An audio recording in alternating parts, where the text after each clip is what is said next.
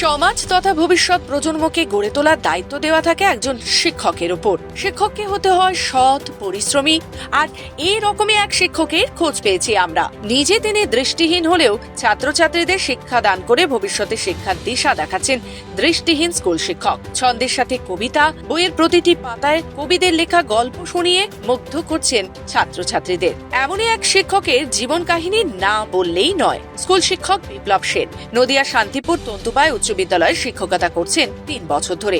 এর আগে তিনি মালদা সহ বিভিন্ন বিদ্যালয়ে ছাত্রছাত্রীদের পঠন পাঠন করিয়ে শান্তিপুর তন্তুবায় উচ্চ বিদ্যালয়ে চাকরি পান। জানা গেছে ছোটবেলায় ভুল চিকিৎসায় দৃষ্টি শক্তি হারায় বিপ্লব বাবু। তারপর থেকেই জীবন যুদ্ধ শুরু হয় তার।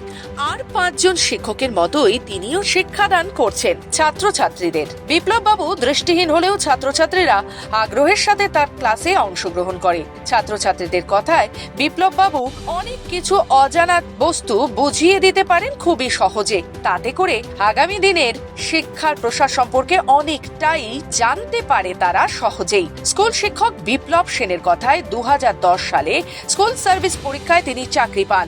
তার দুচোখ দৃষ্টিহীন হলেও চলাফেরা করা ছাড়া পড়াশোনার ক্ষেত্রে তার বিশেষ কোনো অসুবিধা হয় না। ১৪ বছর চাকরি জীবনে পদার্পণ করেছেন তিনি। প্রতিদিনই ৫ম থেকে ১০ম শ্রেণীর ছাত্রছাত্রীদের পড়ান। এছাড়াও বিশেষভাবে রাষ্ট্রবিজ্ঞানের ক্লাস নিয়ে থাকেন একাদশ ও দ্বাদশ শ্রেণীর ক্ষেত্রে। আমার কাছে অসুবিধা বলতে কিন্তু চলাফেরা হয়তো একটু অসুবিধা হয়, এমনি তেমন কোনো অসুবিধা হয় না, কারণ পড়াশোনা শিখতে এবং শেখাতে আমার কাছে সেরকম বাধা হয়ে দাঁড়ায় না। কারণ যখন কোনো সমস্যা হয় কারো না কারোর কাছে সহযোগিতা নিয়ে নিই। ২০১০ সালের স্কুল সার্ভিস পরীক্ষায় আমি চাকরি পেয়েছি এবং ২০১১ থেকে আজকে ২০২৫ সালে এই পর্যন্ত আমি সবাইকে পড়াচ্ছি। বিভিন্ন স্কুলে বললাম ৩টে স্কুলে আমি এই পড়াচ্ছি।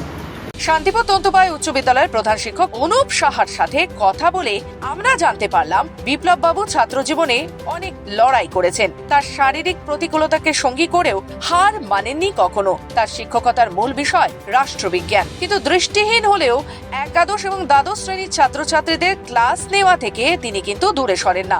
আর ৫ জন স্বাভাবিক শিক্ষকের মতোই তিনিও শিক্ষাদান করছেন ছাত্রছাত্রীদের।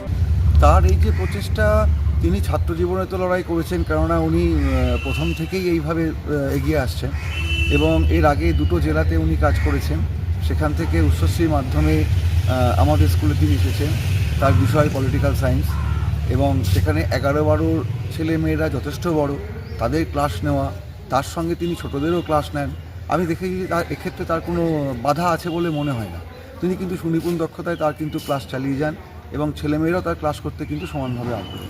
স্বাভাবিকভাবেই একজন দৃষ্টিহীন স্কুল শিক্ষক হয়েও ছাত্রছাত্রীদের শিক্ষার প্রসার ঘটাতে বিপ্লব বাবুর যে অদম্য ইচ্ছা, তা আগামী দিনে নবপ্রজন্মের ছাত্রছাত্রীদের প্রেরণা বললেই চলে।